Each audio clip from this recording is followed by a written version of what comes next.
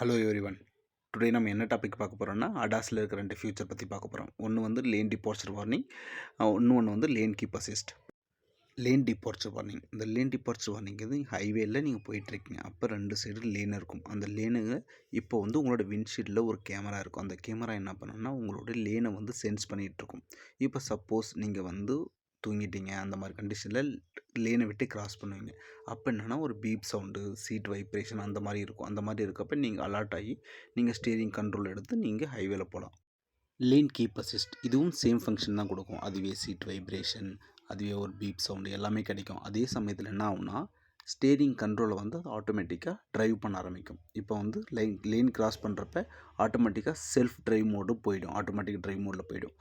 இப்போ பாரு, இந்த மாதிரி ஸ்ட்ரைட் போயிட்டுருக்கப்ப என்ன ஆகுதுன்னா நீங்கள் கிராஸ் பண்ணுறப்ப ஸ்டீரிங் ஆட்டோமேட்டிக்காக டர்ன் ஆகி உங்களுக்கு கரெக்ட் கண்டிஷனில் போகும். இப்படி தான் அவங்க வந்து ஒர்க் ஆகும்.